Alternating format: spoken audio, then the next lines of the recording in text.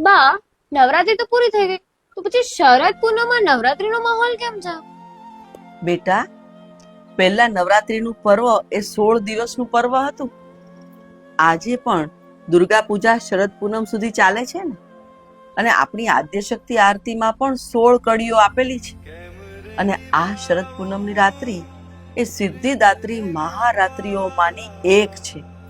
આ દિવસે ચંદ્ર એની પૂર્ણ કલાઓ 16 કલાઓ સાથે ખીલે છે અને તેના શીતળ કિરણો વડે આ ધરતી ઉપર અમૃત વરસાવે છે. અને એવું કહેવાય છે કે માં લક્ષ્મી આ દિવસે બધા ભક્તોની ઘરે જાય છે અને જુએ છે કે કયો ભક્ત જાગે છે. કો જાગ્રત, એટલે કે એના પરથી જ આ પૂનમને કોજાગરી પૂનમ પણ કહેવાય છે.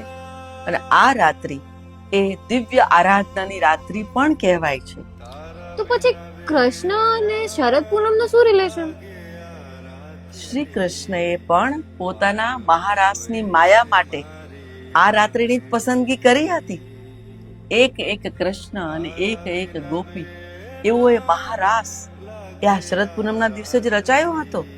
અને એટલે જ આ શરદ પૂનમ એ વરદાયીની છે, સિદ્ધિદાયીની છે અને આરોગ્યદાયીની પણ છે. સમજી? સમજી ગઈ.